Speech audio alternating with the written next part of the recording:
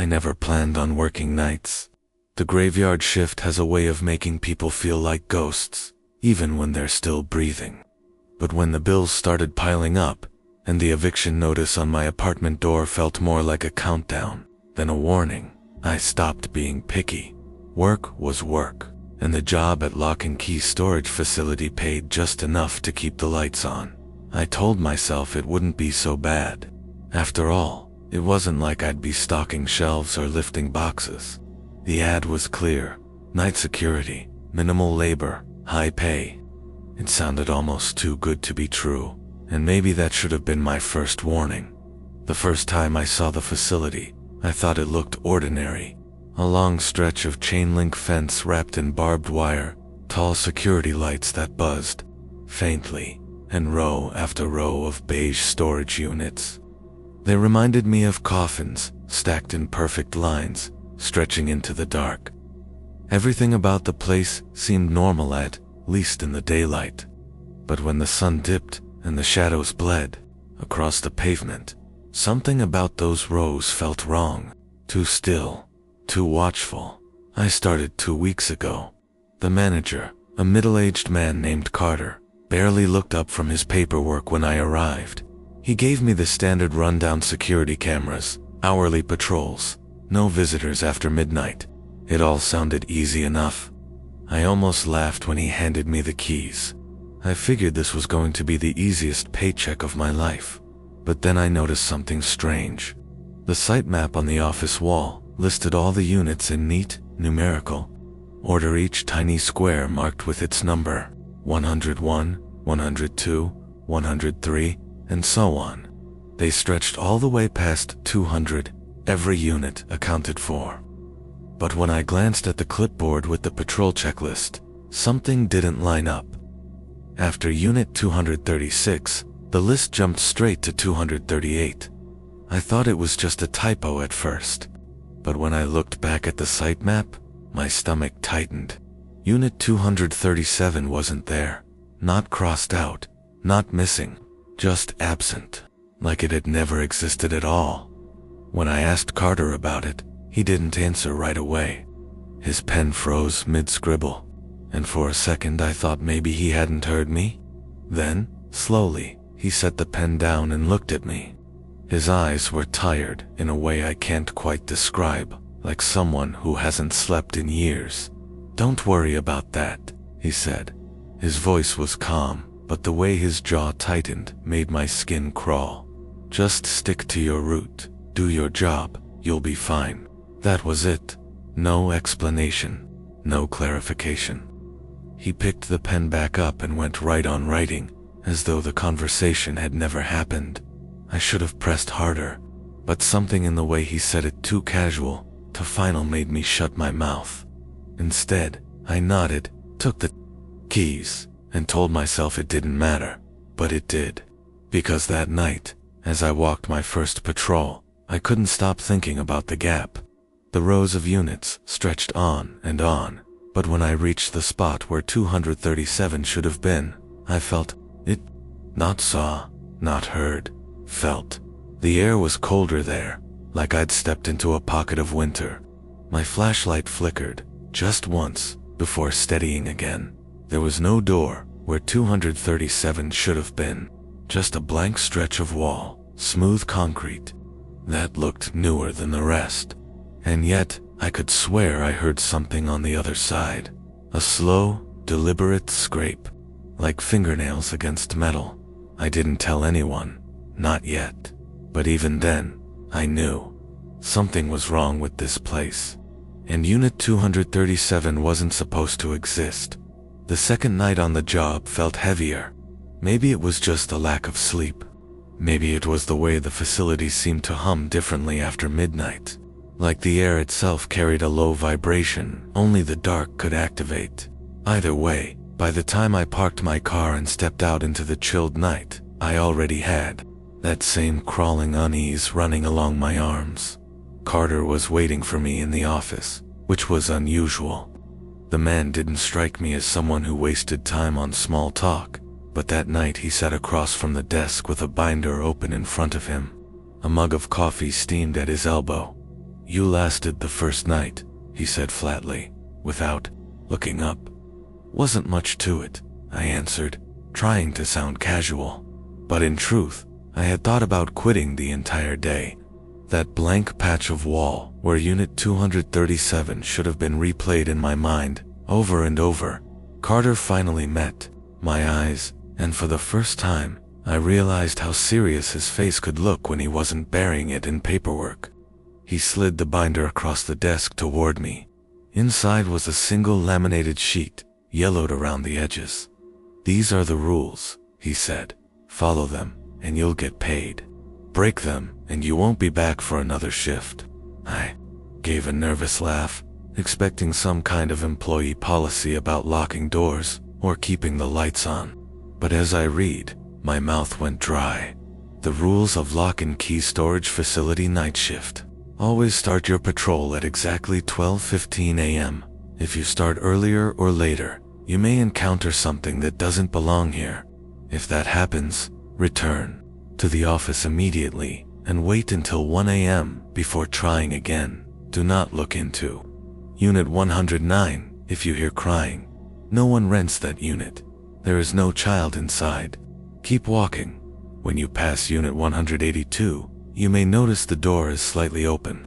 Do not attempt to close it. Do not shine your light inside. Whatever is keeping it ajar is not your concern.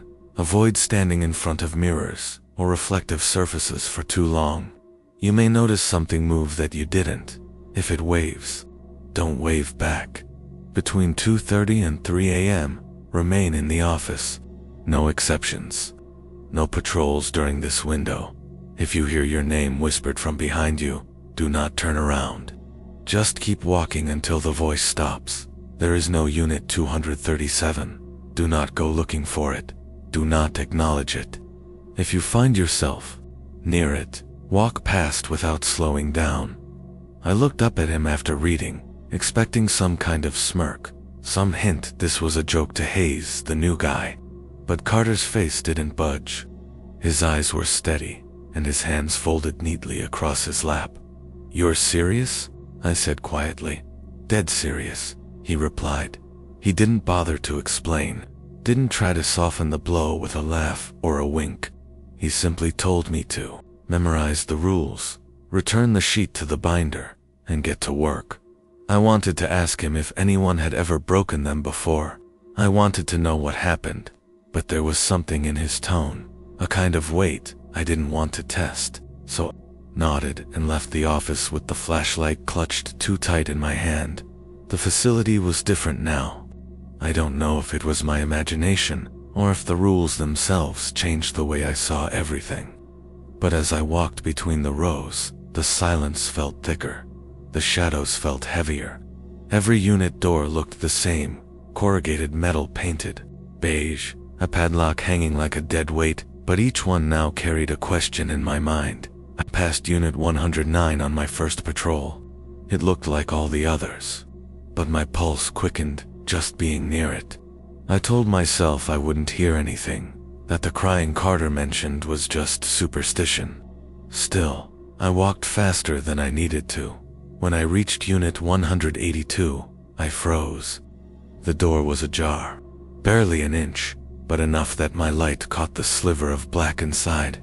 Every nerve in my body screamed at me to reach out and slam it shut, to make the world right again. But Carter's voice echoed in my head, "Do not attempt to close it."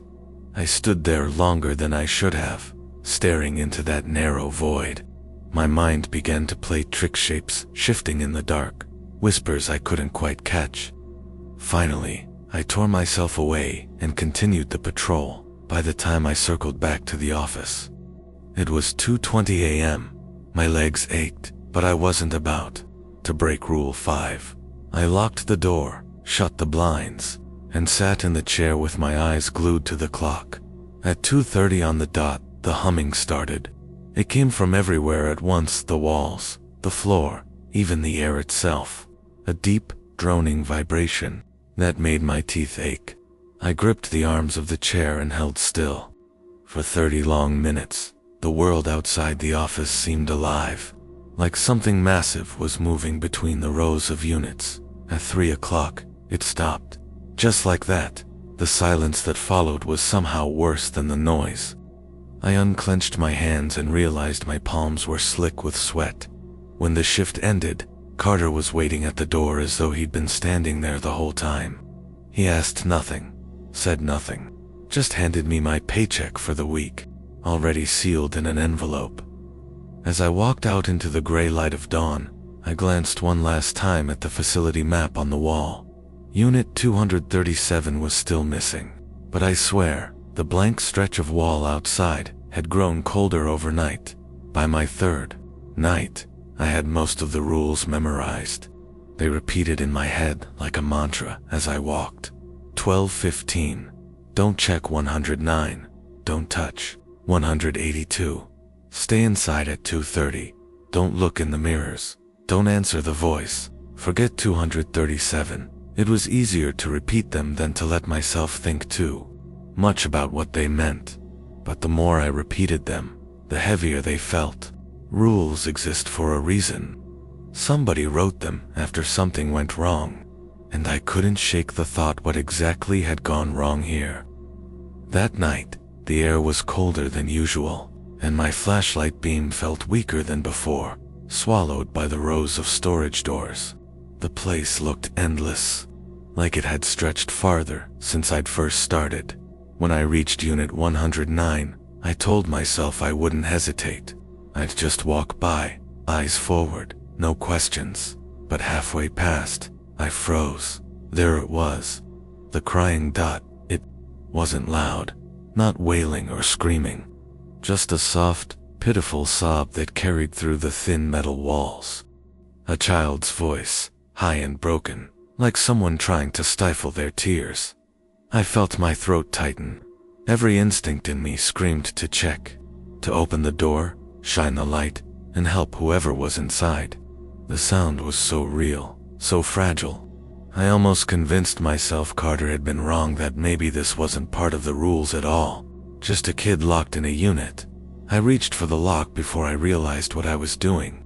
My fingers brushed cold metal, and the sobbing cut off instantly. Silence. The air seemed to thicken, pressing against me. Then, slowly, the sobbing started again, but this time, it was closer. Too close. It wasn't coming from behind the door anymore. It was behind me. I froze, my hand still on the lock.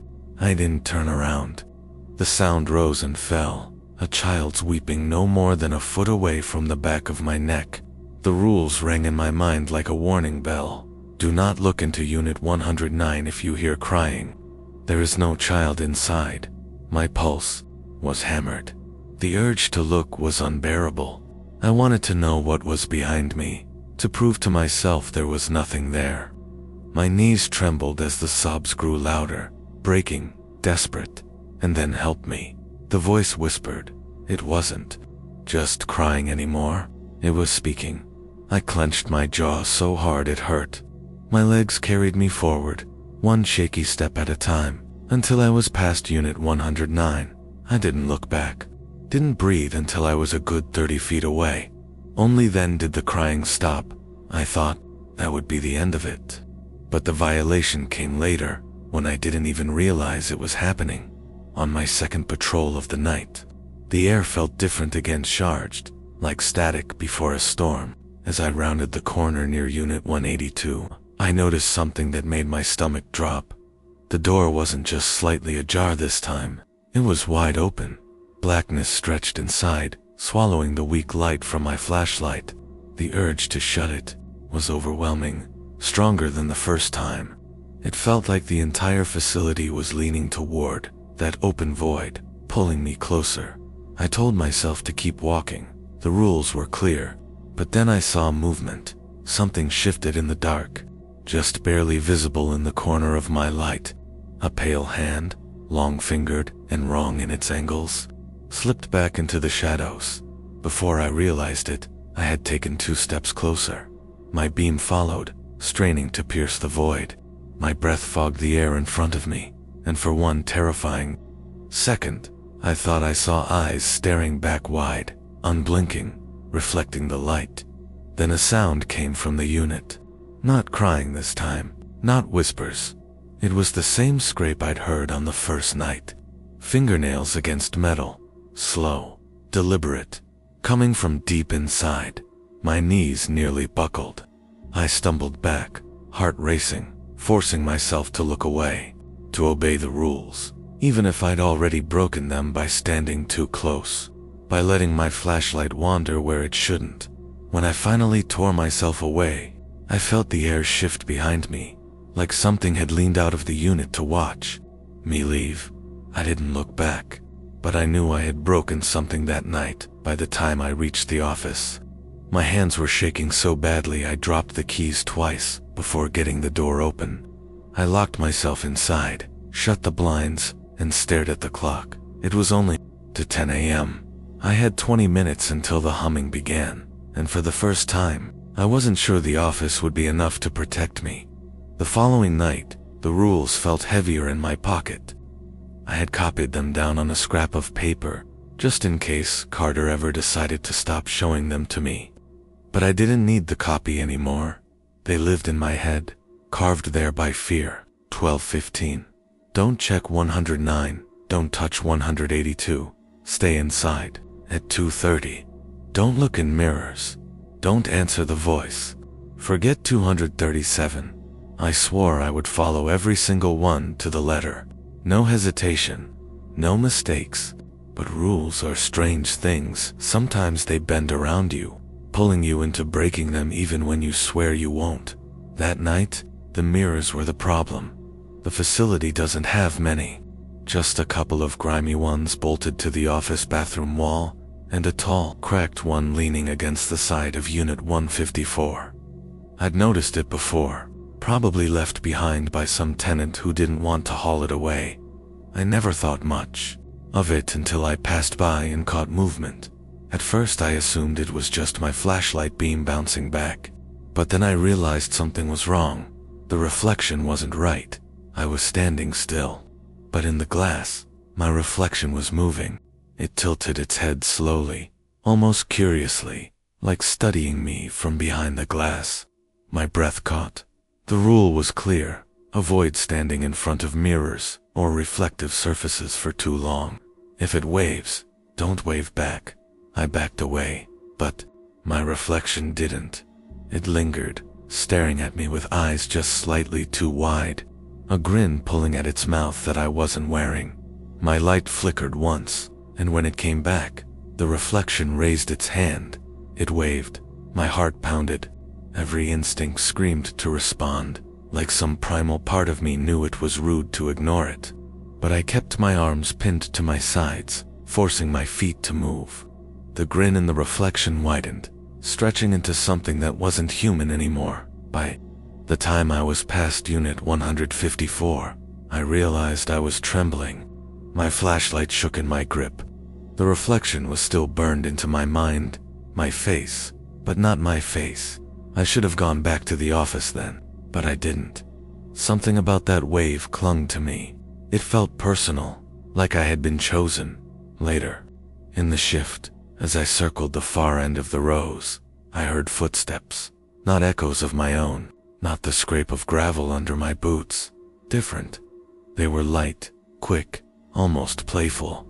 They followed me at a distance, stopping when I stopped, picking up when I moved. I told myself not to turn around. I told myself it was just the facility, playing tricks again. Then a whisper brushed against my ear. Hey, it was my own voice, perfectly copied. The rules echoed in my mind. If you hear your name whispered from behind you, do not turn around. It hadn't said my name, but hearing my own voice in the dark was worse. My chest tightened as the whisper came again, closer this time. Hey, the word slithered into my ear, wrong and wet. My knees buckled, but I forced myself to keep walking, my eyes fixed on the faint light of the office ahead.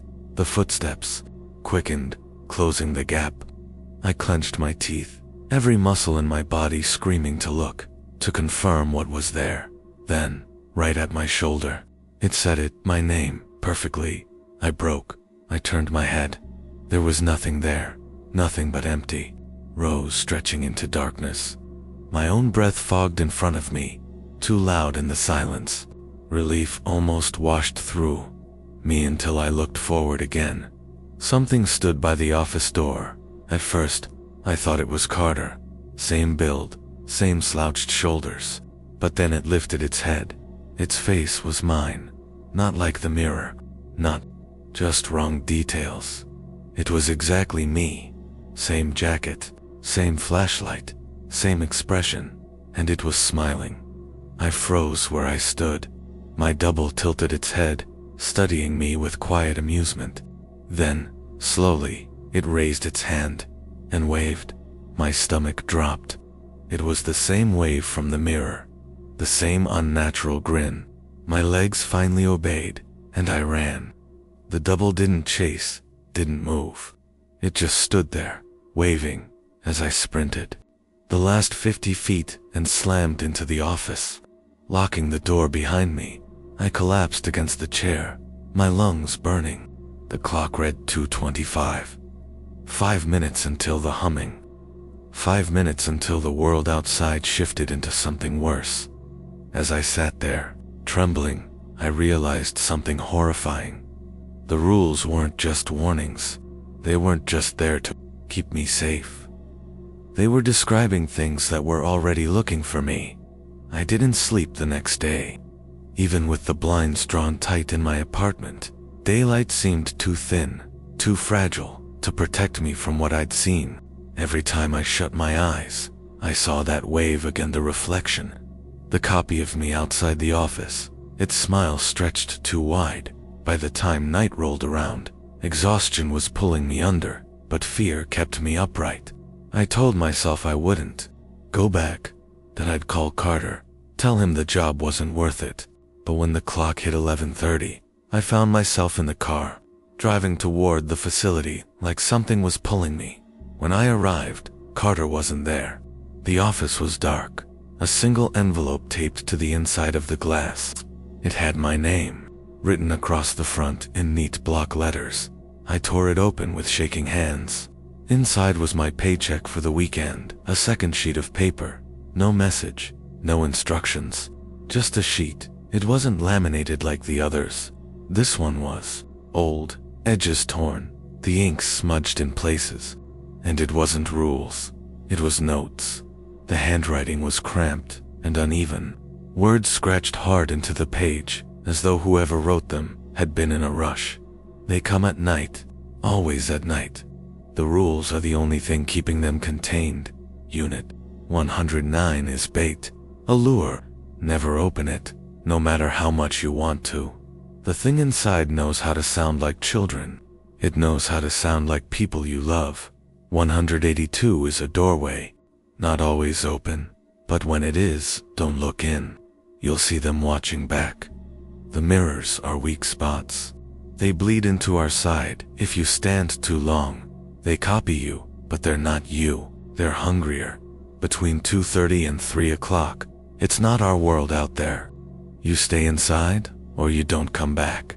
And then, at the bottom of the page, the writing grew erratic. Don't ask about 237. Don't talk about 237. Don't think about 237. The wall is thin. Too thin, it won't hold forever. My mouth went dry as I read. This wasn't Carter's handwriting. Whoever wrote this wasn't trying to train an employee. These were the scribbles of someone on the edge. Someone who had lived with these things for too long. I searched the desk drawers, rifled through cabinets, even checked under the office cat. Nothing. Just that single sheet, left there like a warning, or maybe a confession. The facility seemed quieter that night, almost waiting. I sat in the chair for a long time, clutching the note, trying to steady my breathing. Finally, at 12:15, I forced myself onto the patrol route. Halfway through the first round, I noticed the cameras. Every row had a mounted security camera on the corner pole, blinking red in the dark. I'd passed them a dozen times before without giving them much thought. But that night, I noticed something strange. The cameras weren't pointed at the entrances. They were all facing the units, as if the danger wasn't outside the fence, but inside. Back in the office, I tried to check the monitors, but only one of the screens worked. Static filled the rest, buzzing faintly. The working screen showed Unit 182. The door was closed. My chest loosened with relief until the screen flickered, and for one split second, I saw an eye staring into the camera. A pale, unblinking eye, pressed close to the lens from the inside. I nearly yanked the plug from the wall. By 2 a.m., I was a mess. My skin crawled with every step, every shadow. When the clock edged toward 2:30, I locked the office and sat in the dark, clutching the note in my fist. The humming came right on time. But this night, it wasn't just vibration. I heard voices, low guttural tones beneath the hum. Dozens of them, layered together, speaking words I couldn't understand. They rose and fell like a chant, pressing against the thin walls of the office. My vision blurred, my ears ached, and then, above the chanting, I heard something else. A knocked out 3 slow, deliberate knocks against the office door. My body went rigid. I stared at the locked door, knowing I couldn't answer. The rules didn't say anything about knocks, but I knew that opening it wasn't an option. The knocks came again, louder, closer. My heart hammered in my chest. Then, a voice. Let me in. It was Carter's voice, calm, steady, exactly how he always sounded. But I knew Carter wasn't here. I'd seen the empty office. He hadn't come tonight. I clamped my hands over my ears, but the voice bled through. Let me in. And then, quieter, almost gentle. You don't want to be alone when it happens. The humming peaked, rattling the windows, shaking the desk. I thought the glass would burst, that the whole office would be swallowed in sound. Then, as suddenly as it started, it ended. 3 a.m. The silence was suffocating. When the shift finally ended, dawn breaking pale over the rows of units, I stumbled, out with my hands still shaking. I thought I was free until I saw something nailed to the fence by the exit. A photograph that was old, colors faded, edges curling. It showed a man in a security uniform standing in front of the facility, but it wasn't Carter. It was someone else, and scrawled across the bottom in the same cramped handwriting. As the notes were 3 words, I broke them. I took the photo home, though I don't know why. Maybe to prove to myself I wasn't going insane. Maybe because some part of me wanted to know who that man was and what happened to him after he broke the rules. But late that morning, as I sat in my apartment staring at it, I noticed something I hadn't before. The man in the photo wasn't alone. Behind him, in the rows of units, just barely visible in the grainy print, was another figure, blurry, pale, watching the 6th. Night began with dread already weighing on me. I kept telling myself not to go back, to quit, to tear up the check and disappear. But I knew I wouldn't. Something had its hooks in me. Maybe it was the photograph, maybe the scribbled notes, maybe the fact that the rules didn't just protect me, they hinted at a secret I couldn't stop needing to understand. By the time I pulled into the lot, the sky was already deep black, no stars in sight.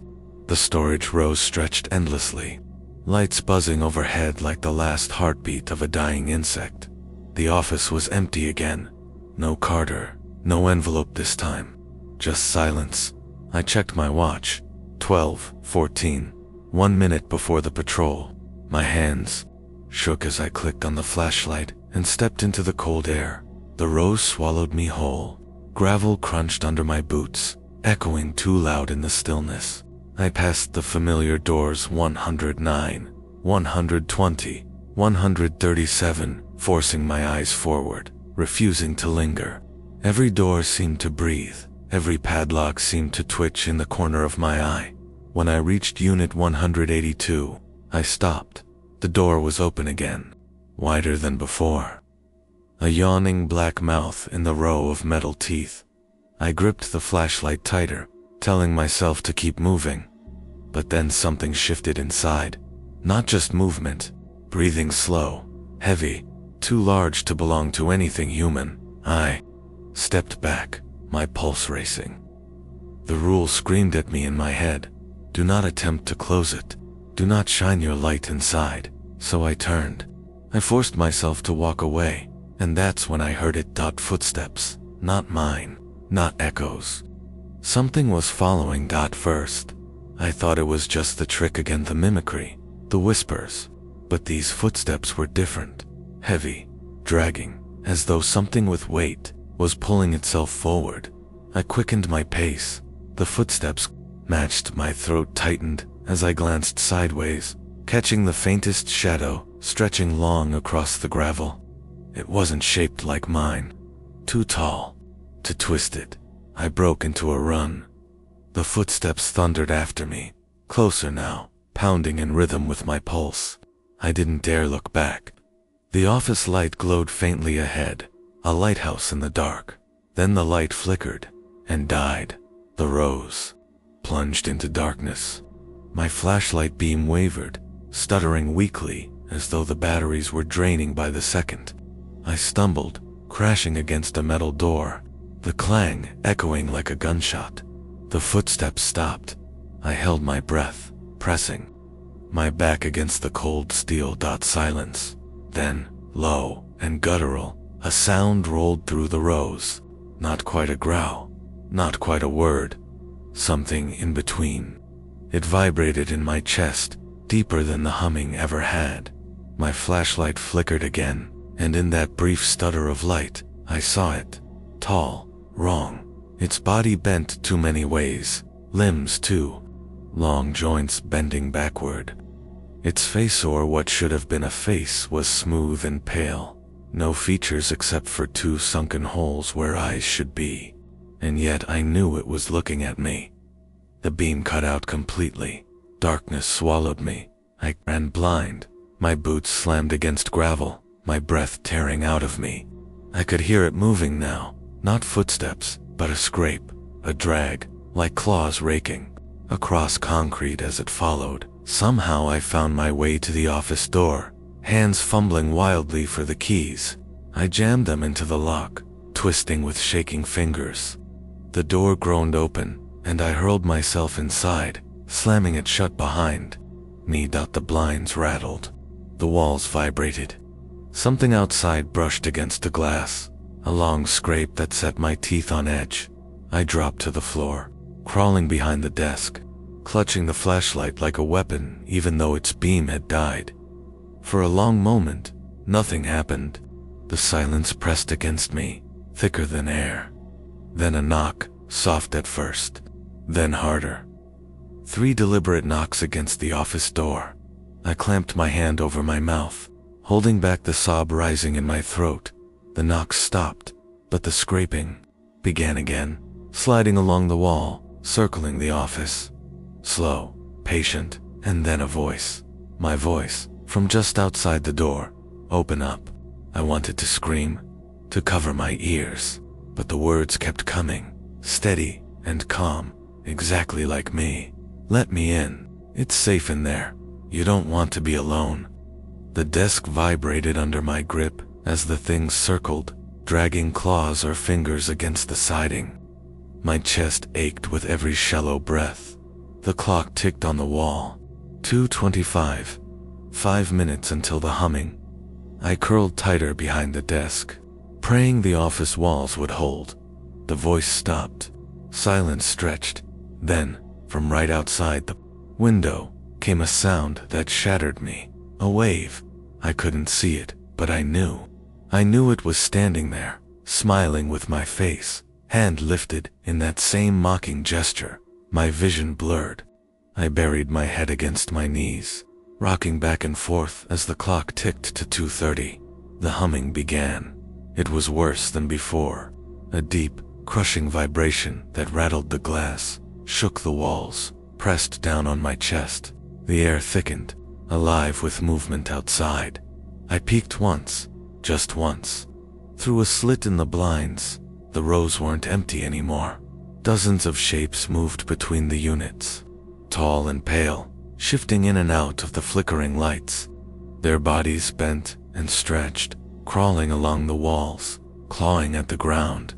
Some dragged themselves on twisted limbs, others slithered like shadows given flesh. They filled the facility, all moving in a slow, circling pattern, as if waiting, and in the middle of them, standing tall, was the one that had chased me. Its head tilted back, faceless void turned to the sky. It was listening. The humming cut off at 3 o'clock. Silence dropped like a blade, and in that silence, every single figure turned toward the office. I yanked the blinds shut and collapsed against the wall, heart hammering so loud I thought it would give me away. Minutes crawled. Nothing moved. The silence held. Finally, dawn broke. The pale light cut across the rows. When I opened the blinds again, the facility was empty. Every shape, every figure, gone. But the office door was different. Scratched into the metal in long, jagged strokes were 3 words. "See you soon." I didn't go home after that shift. I couldn't. My apartment felt too small, too fragile, like the walls there would fold as easily as paper if those things decided to follow me. So instead, I sat in my car, parked across the street from the facility, watching the rows of storage units fade into daylight. At 7 a.m. sharp, Carter arrived. His truck rolled into the lot, casual as ever. He climbed out, coffee in hand, whistling under his breath like he hadn't missed 2 shifts in a row. I got out of my car and stormed toward him before I could stop myself. "Where the hell were you?" I demanded. My voice cracked, raw from lack of sleep. "Do you have any idea what happened last night?" He glanced at me, sipped his coffee, and didn't answer right away. His calmness burned worse than anger. Finally, he said, "You're still alive, aren't you?" I stared at him, stunned. "That's it? That's your answer?" Carter walked toward the office, motioning for me to follow. Inside, he set his coffee down, pulled a drawer open, and slid a thin file across the desk. "Read," he said. The file was filled with incident reports, each one handwritten, signed by a different night guard. Some dated back decades. Each report was nearly identical. Strange sounds, open units, reflections, voices. The rules were mentioned again and again, underlined, circled, emphasized, and then the final lines of each report chilled me. Employee terminated. Employee missing. No further contact. Carter lit a cigarette, smoke curling lazily around his tired eyes. Nobody lasts long. 6 weeks, maybe 8. Most don't make it past the first month. You're on night 6, and you're already unraveling. I shoved the file back across the desk. "So that's it. You just feed people to this place." His silence was answer enough. "You knew what was out there," I said. My voice trembled, more rage than fear now. "You knew, and you didn't warn me. You just handed me a list of rules and left me to figure it out." Carter leaned back in his chair, exhaling smoke toward the ceiling. "Warning doesn't help. You can't prepare someone for this. You either adapt or you don't." The casual way he said it made me sick. I slammed my hands on the desk. "What about the notes? The ones in the envelope? That wasn't you, was it?" For the first time, something flickered across his face. Not guilt, not surprise, just annoyance. "You weren't supposed to find those," he said. My heart dropped. "So they're real. Written by one of the others." Carter stubbed out the cigarette, leaning forward. "Don't go digging into the past. It'll make you sloppy, and sloppy gets you killed." I couldn't believe what I was hearing. How many people before me, Carter? How many names in those files? And you're still here, collecting a paycheck like none of it matters. He didn't flinch. Someone has to keep the doors closed. That was when I realized the truth. He wasn't a mentor. He wasn't even a manager in the way I thought. He was a gatekeeper, a warden, someone who had long ago stopped seeing the night guards as people. We were pawns, expendable bodies to keep the rules alive, to feed the cycle, The betrayal cut deeper than the monsters ever could. That night, I thought about not showing up, just driving away, leaving the city, disappearing. But as the sun sank and the facility loomed in the distance, something gnawed at me. The scratches on the office door, the figures in the rows, the note warning about Unit 237. Carter wasn't going to stop this. He was going to keep sending people in until the place finally swallowed someone whole. And I realized if I didn't make a choice soon, I was going to be next. The 7th night, Carter wasn't there when I arrived. The office was dark again. No file, no paycheck, no coffee mug, just silence. But on the desk sat a key, different from the others, longer, rusted. Its tag read only one number, 237. I didn't touch it, not at first. My stomach turned just looking at it, like the metal itself was alive. But one thing was clear, Carter knew. He hadn't just been ignoring 237, he was guarding it, and now, for reasons I couldn't guess, he'd left the key out. For me, maybe as a test, maybe as a trap, or maybe because his part in this was over, and it was my turn to carry the weight. I didn't know, but I did know one thing. The rules were breaking down, and Unit 237 wasn't going to stay hidden much longer. I told myself I wouldn't touch the key. I told myself I'd leave it sitting there on the desk, rust eating through the tag, waiting for someone else to take the bait. But the longer I sat in the office that night, staring at it, the more it felt like the key wasn't just waiting, it was calling. The air around it seemed heavier, colder, as though the metal itself radiated something unnatural. My flashlight beam bent strangely when I passed it across the desk, like the key was swallowing light. By 12:10, I knew the patrol didn't matter anymore. The rules didn't matter. It all came down to that one decision. Use the key, or don't. I pocketed it. Not because I wanted to, not because I thought I'd survive, but because I knew if I didn't face whatever was behind 237, it would come for me anyway. The rows were silent as I walked. Too silent. The buzzing lights had dimmed, shadows stretching longer than they should. I passed 109 no, crying tonight. I passed 182 closed, for once. Even the mirror at 154 was gone. Nothing but a blank patch of wall where it had leaned.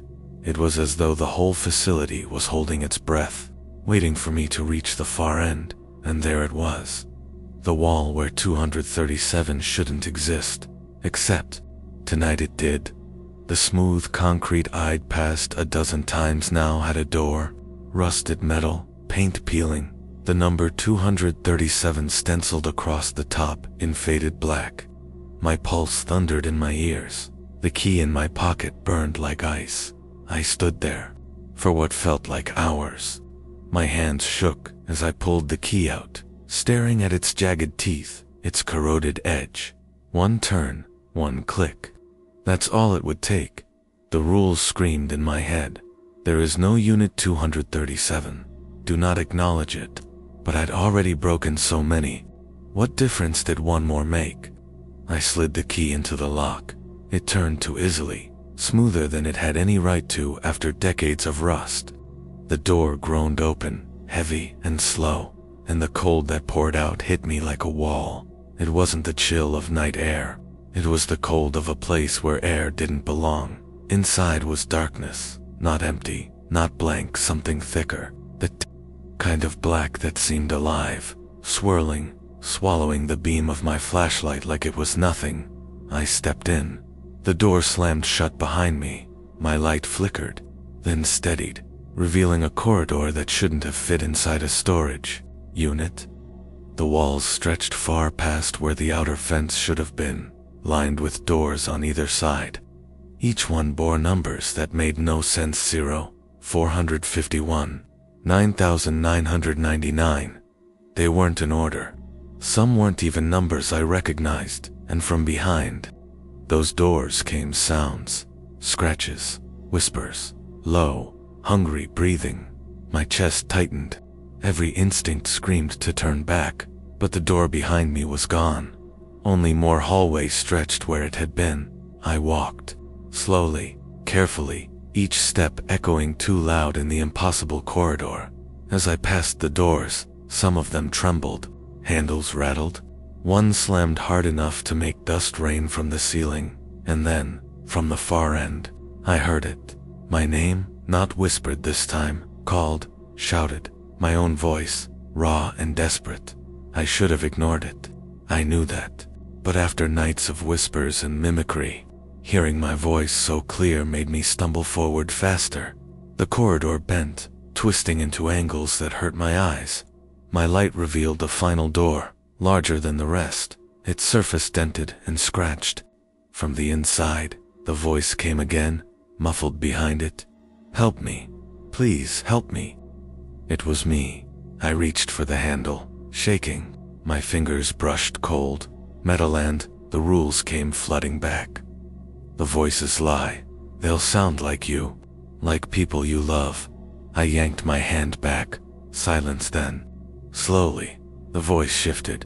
The words stretched, syllables warping, breaking apart into something inhuman. A sound like bones snapping and wet fabric tearing. And then laughter, my laughter. I stumbled back, flashlight trembling in my grip. The laughter grew louder, overlapping itself, filling the corridor until the walls shook. The doors along the hallway began to open, one by one, slow and deliberate. Pale hands reached out, long fingers clawing the air. Faces followed, faceless, eyeless, but wearing my smile. They poured into the corridor, crawling, dragging, stretching, all of them shaped like me. I ran. The hallway twisted beneath my feet, stretching longer no matter how fast I moved. My lungs burned, my legs screamed, but the copies gained on me, their laughter filling the air. And then, ahead, I saw it, the faint outline of the storage rows, a doorway back to the facility. I threw myself through. The world snapped. I was outside again. The real gravel under my boots, the rows of units stretching in the pale moonlight. The door to 237 slammed shut behind me, vanishing into smooth concrete. Once more, the laughter echoed faintly from the wall, muffled but alive. I collapsed in front of it, gasping for air. My flashlight lay shattered at my feet. The rules were gone, meaningless now. I had seen behind them. The choice was clear. Run or fight. If I ran, I could disappear, pretend none of this ever happened. But the notes, the photograph, the scratches on the office door, they all told the same story. Running didn't matter. The facility would keep feeding. Carter would keep sending people, and one night, the door to 237 would open on its own. So I made my decision. I wasn't leaving. I was going to end it. I didn't go home when the sun came up. I sat in the office, staring at the blank wall, where Unit 237 had been waiting for Carter to arrive, but he never did. Hours passed. The lot stayed empty. The silence stretched too long, pressing in on me like a weight. I checked my phone, no messages, no calls. Carter was gone, just like the others. Before him, it was only me now. By midnight, I'd made my choice. I gathered every spare padlock from the office drawer, loaded them into a crate, and carried them row by row. I locked what I could, doubled the chains, checked every latch. It was pointless, I knew, but it gave me something to do while the dread thickened in my chest.